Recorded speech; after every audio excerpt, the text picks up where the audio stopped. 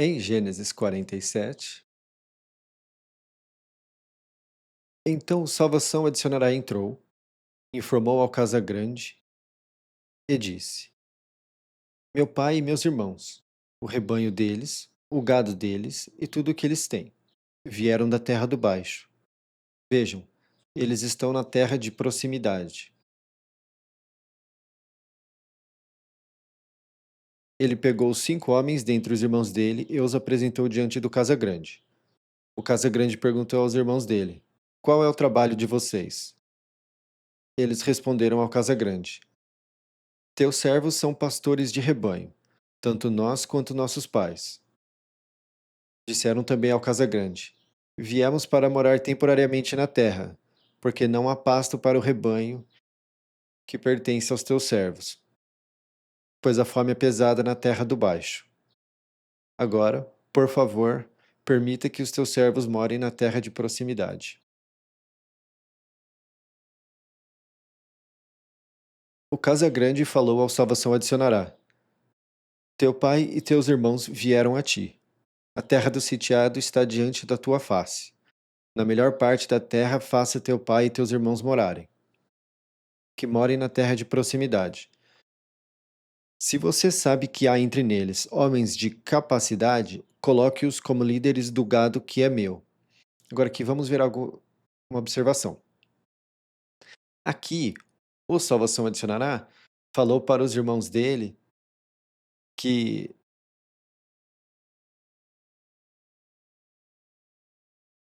que dizer ao Casagrande, ao faraó, que eles são homens de gado, e não exatamente pastor de rebanho. Porque ser pastor de rebanho para os desse sitiado do Egito é nojento. Essa palavra nojento está nas traduções tradicionais como abominação, mas ela é usada em contextos de nojo. E abominação é uma palavra que nós não usamos no dia a dia. Agora, nojo é uma coisa que todo mundo sabe que é.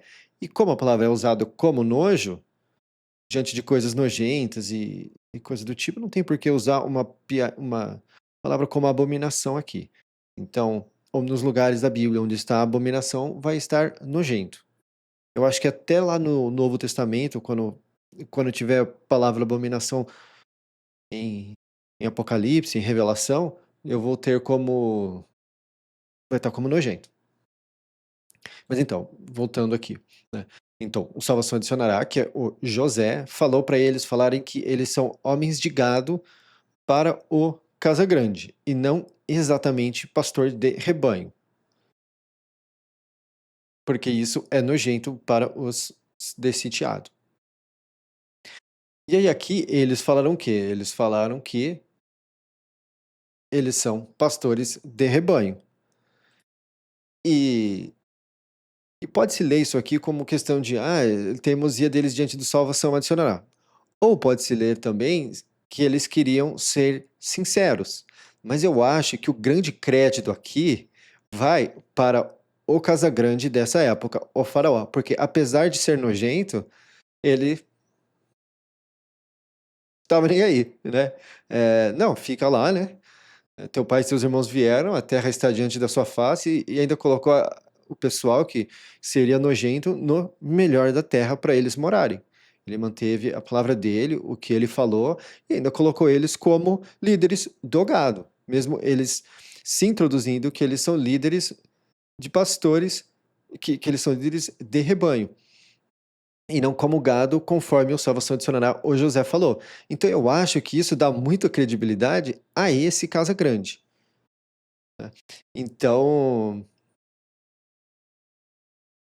então inclusive eu defendo, não é uma coisa historicamente confirmada. Ao meu ver, Casa Grande até foi talvez o primeiro a ser chamado de Casa Grande. Às vezes eu penso isso. E então isso é o crédito dele. E por que que isso aqui é interessante colocar aqui? Porque mais adiante, agora nós estamos em Gênesis 47. Quando nós chegarmos em Êxodo 1, daqui 3, 4 capítulos, talvez uns 5 episódios, nós vamos ver que o Casagrande daquela época era muito diferente. Então, pode-se fazer um contraste entre o Casagrande, que é da época do Salvação Adicionará, e o Casagrande, que é da época de Moisés, que a diferença é gigantesca de como ele acolhe as pessoas do o povo do persistiu com o grande pastor, que é o Israel. E, e ao decorrer do bom livro, nós vamos ver esse roteiro. Não é uma questão de.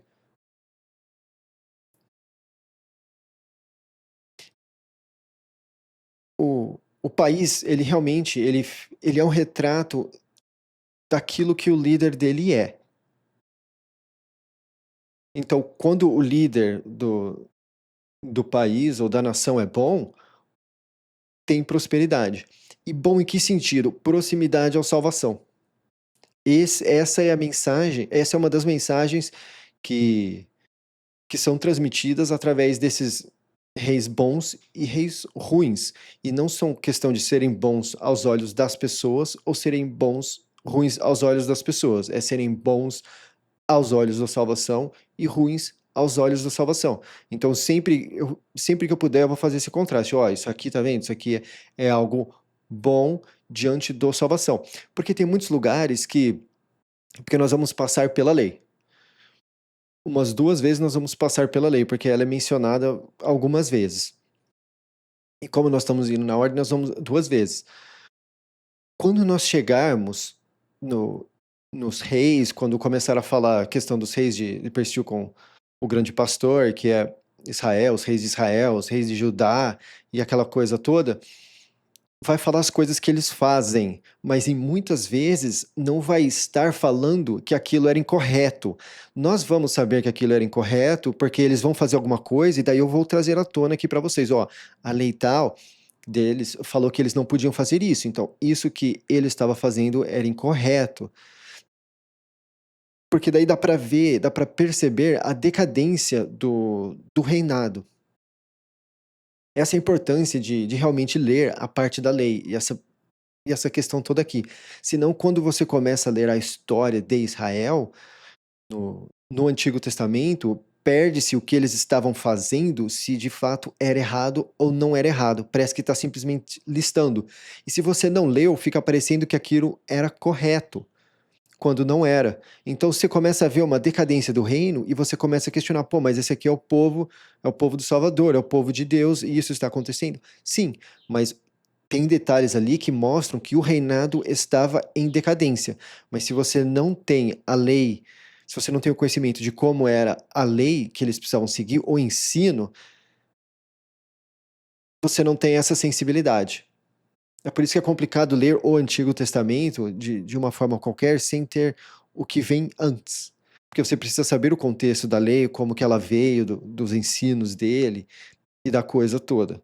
Mas, assim, quem for persistir lendo comigo e fazendo isso aqui, eu vou falar, ó, isso aqui que aconteceu, tá vendo, tá errado, por questão de tal coisa que eles fazem, então essa aqui é uma parte do reinado que está em decadência. Então, durante a nossa leitura aqui, eu vou trazer à tona para vocês. Mas quem for ler sozinho tem que estar antenado ao que era de fato proibido no ensino deles e o que não era. O salvação adicionará trouxe o seguro a calcanhar, pai dele, e o colocou em pé diante do casa grande. Segura calcanhar é Jacó. Então o segura calcanhar derramou bondade no casa grande. O Casagrande perguntou ao segura-calcanhar: Quantos são os dias dos anos da tua vida?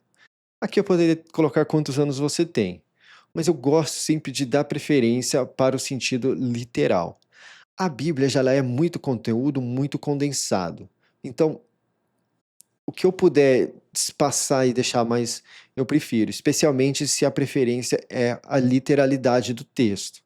Eu acho importante manter o máximo da integridade o possível. O segura-calcanhar respondeu ao Casagrande: Os dias dos anos das minhas moradas temporárias são 130 anos. E aqui, ó, das minhas moradas temporárias, é porque ele morava, ele ia de tenda em tenda, ele vivia ele tinha toda essa questão. Então, nessa época, ele tinha 130 anos. E fazer um contraste aqui que os pais dele viveram muito mais. E como nós vimos lá no começo, lá nos primeiros capítulos, que o Salvação falou, né? O homem não estou que ele não estava gostando do que o homem fazia. Então, ele ia colocar um limite de 120 anos, mas esses 120 anos foi indo gerações, não foi a próxima geração já era 120. Moisés vai ser, eu acho que Moisés vai ser o primeiro a morrer com exatamente 120 anos, mas não tenho certeza. Então, para vocês verem, entre, em- entre o dilúvio e Moisés foram-se muitos anos. Demorou isso tudo para a idade cair do que foi Matusalém, que foi 900 e algumas coisas anos, para 120. Poucos e ruins têm sido os dias dos anos da minha vida.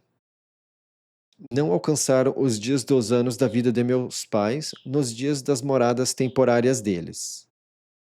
O segura calcanhar derramou bondade no Casa Grande e saiu da face do Casa Grande. Aqui também, eu ainda discuto o que morada temporária faz um duplo sentido, porque a morada temporária da forma que eles moravam ali, mas também desse corpo da terra, porque quando nós vamos ao Novo Testamento, temos uma morada temporária que é essa, e temos uma morada eterna, que é o depois da ressurreição, depois do levantamento dos mortos. O salvação adicionará, assentou o pai e os irmãos, dando a eles uma propriedade na terra do sitiado, na melhor parte da terra, na terra de gerado pelo sol, conforme a boca do Casagrande ordenou. O salvação adicionará, sustentou com pão o pai, os irmãos e toda a casa dele, conforme a boca dos pequeninos. Aqui eu sei que ficou meio. Né, aqui, nesse. Eu deixei isso aqui no sentido literal e eu nem verifiquei como que está nas traduções tradicionais. É, tirou completamente. Colocaram conforme a ordem do faraó, em vez de conforme a boca dos pequeninos. Esse trecho, isso aqui foi completamente tirado em pelo menos duas traduções. Esse finzinho. É, completamente tirado em todas as traduções. Porque tecnicamente fica estranho. Mas eu acho que isso faz. Mas isso aqui de fato está lá, conforme a boca dos pequeninos. Não, tá no 12, eu li errado. De acordo com o número de filhos de cada um, o número de filhos, de acordo com as famílias deles, o número de filhos de cada um segundo as suas famílias, é. Mas aqui é pequeninos, de acordo com as criancinhas. E eu acho isso eu acho isso legal também, porque, ao meu ver, isso é uma coisa. Eu gosto de dar uma viajada entre as palavras e sempre relativizar com o Novo Testamento. É uma boa maneira de mascar o conteúdo, né? Até porque o Cristo mesmo faz, né? Quando ele faz a Santa Ceia, ele fala, né? Ele reparte o pão e fala: faça isso em memória a mim, né? Coma o pão, isso aqui é o pão, em memória a ele. Então eu vejo a Santa Ceia dessa forma. Então ele sustentou, por exemplo, quando ele sustentou com o pão o pai e os irmãos toda a casa dele, conforme a boca dos pequeninos, parece muito o milagre do Cristo, que ele estava dando pão e aquelas pessoas na época eram as criancinhas, os pequeninos dele, porque ele estava ensinando eles a caminhar ainda. Então, por isso que eu gosto de deixar isso aqui no sentido literal, porque aí nós conseguimos fazer essa ligação com os milagres do Cristo. Então é sempre legal você pegar um trecho do Antigo Testamento assim e falar, tá, como que isso aqui encaixa no Novo? Você vai ter grandes revelações. Não havia pão em toda a terra, porque a fome era muito pesada, de modo que a terra do sitiado e a terra do baixo agonizava por causa da fome. Isso aqui também eu acho que tem um duplo sentido, né? Quando para quem já teve um distanciamento da palavra, você começa a ver que falta algo na sua vida, né? Que você fala assim, poxa, eu preciso voltar a me reunir de alguma forma, preciso do Salvador, né? Porque no começo, você começa a sentir a fome da palavra, daquela comunhão de salvação no seu coração. Se você não vai atrás, você acostuma com aquela fome. E daí aquilo depois começa a ter outras implicações. O salvação adicionará, recolheu toda a prata que se achou na terra do sitiado, e na terra do baixo, pelo grão que compravam. Então o Salvação adicionará trouxe a prata para a casa do Casagrande. Quando a prata acabou na terra do sitiado e na terra do baixo, todos os dessitiados chegaram ao Salvação adicionará, dizendo: Dê pão para nós. Dê palavra para nós, né? Então isso é legal também. Por que teremos fim diante de ti só porque a prata acabou? O Salvação adicionará respondeu: Deem o gado de vocês, e eu vou dar pão a vocês em troca do gado, se a prata acabou. Então trouxeram o gado deles, ao Salvação adicionará. O Salvação adicionará deu pão a eles pelos cavalos, pelos rebanhos, pelo gado de bois e pelos jumentos. Assim ele guiou eles ao pão em troca de todo o gado deles naquele ano.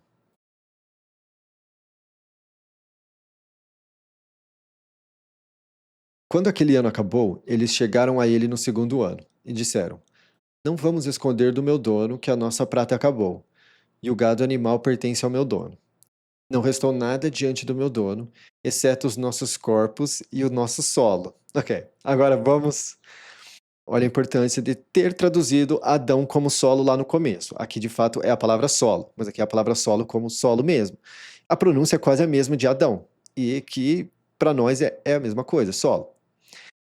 O que eles são? Eles são os corpos deles são o quê? O solo, porque eles são filhos do solo, não filhos do Salvador.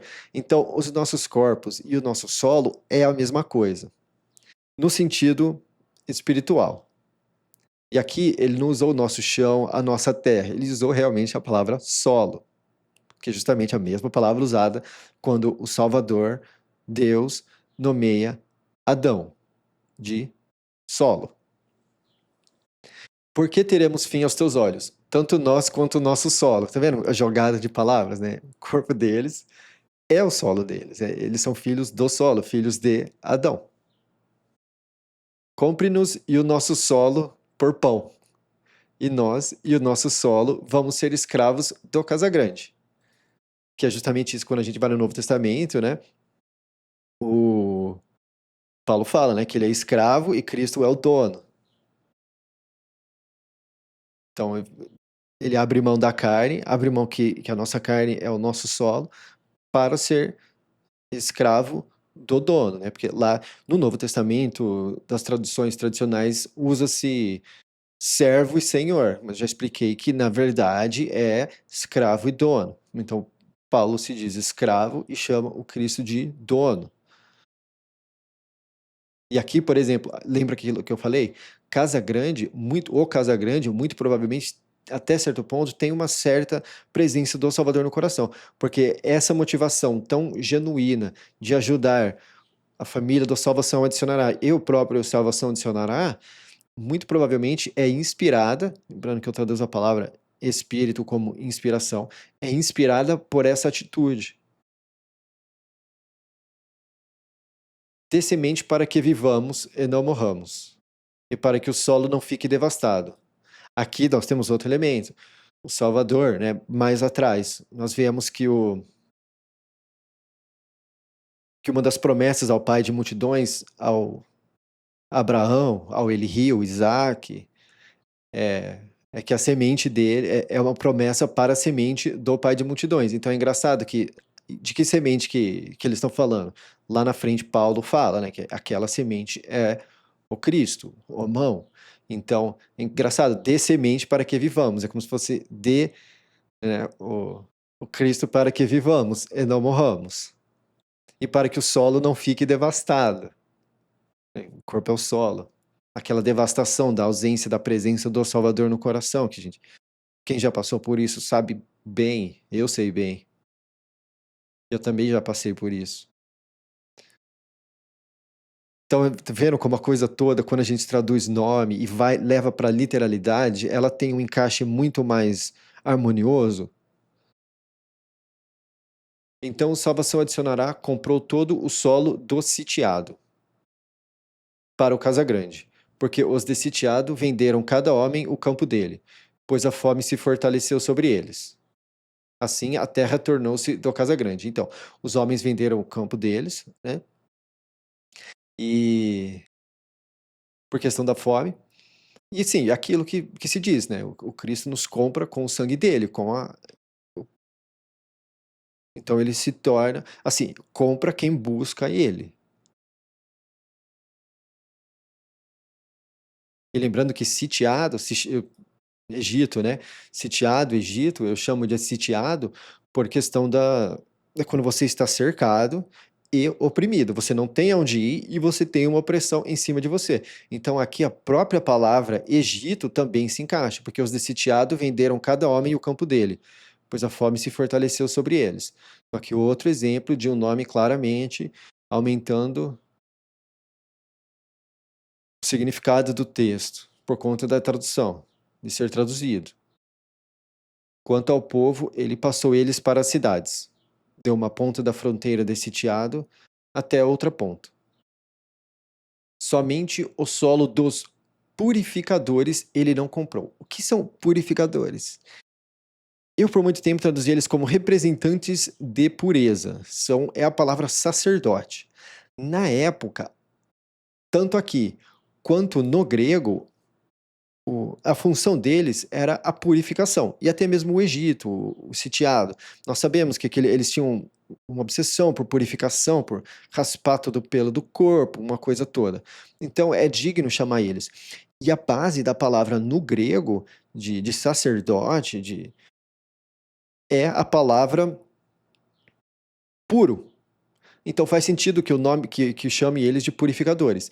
Então no Antigo Testamento é uma palavra muito ligada, correm, é muito ligada a firmador, alguém que firma algo. Mas por conta de o firmar na cruz e ter toda aquela questão, eu falei assim, firmador vai ficar estranho. Então eu acabei puxando do grego. Tipo, como que eu consigo misturar o que o grego nos dá e o que o hebraico nos dá e colocar numa coisa só para o texto todo. E eu encontrei isso nos purificadores. Até porque essa é a função deles no templo. Aquele sacrifício, aquelas coisas todas, é para deixar a pessoa pura diante do Salvador. Então, purificadores encaixou. Então, mais anteriormente a isso aqui, talvez nós vejamos ainda a palavra representantes de pureza, porque essa é a primeira vez que eu tive essa sacada de que a melhor tradução para eles seria purificadores. Então, eu comecei a partir daqui em diante vai ser purificadores para tudo que for sacerdote. Então, quando nós chegarmos em Levítico, tiver todas as regras lá de purificação, de que está o erro diante do Salvador, purificador é isso, é sacerdote. Somente o solo dos purificadores ele não comprou, pois havia uma regra determinada para os purificadores da parte do Casa Grande, e eles comiam da regra que o Casa Grande lhes deu. Por isso não venderam o solo deles. Isso aqui é interessante também, porque tinha uma regra do Casa Grande que fazia isso. Só que, quando nós chegarmos em Levítico, vai ter uma regra parecida para eles. Então, é por isso que eu falo também que eles tinham até certo ponto uma noção de como funciona o ensino, a lei do que é correto ao ver do salvação. O salvação adicionará disse ao povo: Vejam, hoje comprei vocês e o solo seus para o Casa Grande.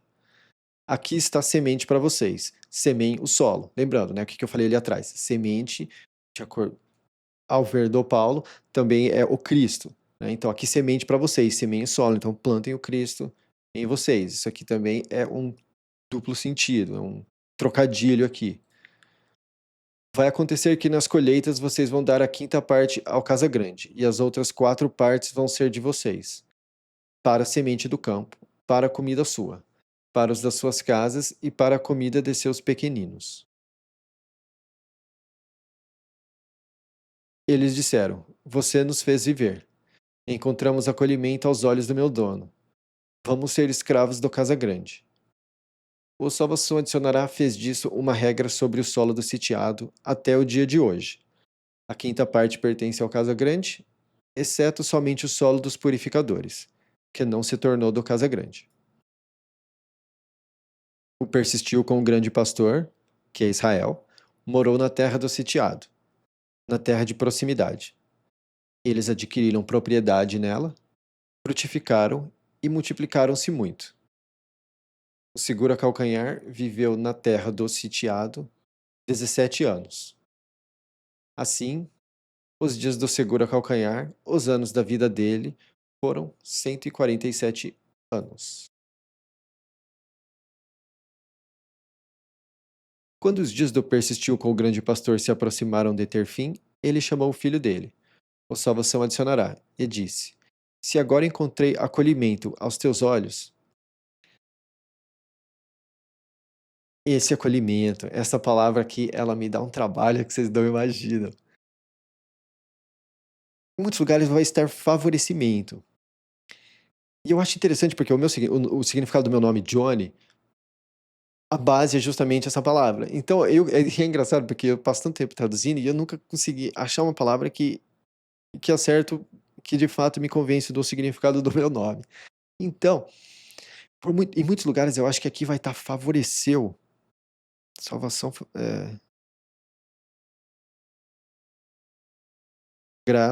graça em uns. Mas avaliando aqueles, aqueles desenhinhos e tudo, e processando com inteligência artificial, é mais provável que seja acolhimento, muito mais do que graça ou favorecimento, que tem algumas que vai estar favorecimento também, se eu não me engano.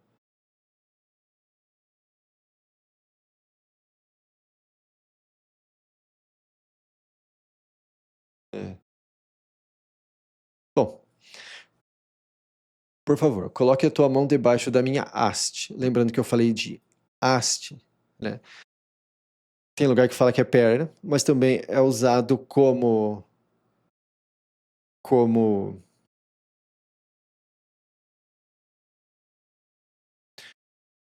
como a haste do candelabro. E também tem lugar que ela é usada como da onde sai a semente. Então eu acho que é um triplo sentido ali. Então, assim, é, se eu não me engano, quem fala hebraico hoje trata isso aqui como perna, tá?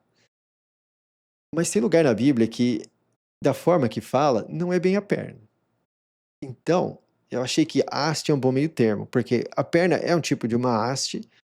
Isso aqui é usado em outros lugares como haste, da luminária do templo, e, ao meu ver, a parte masculina também. Então, eu achei interessante uma coisa bem neutra que encaixa as três coisas.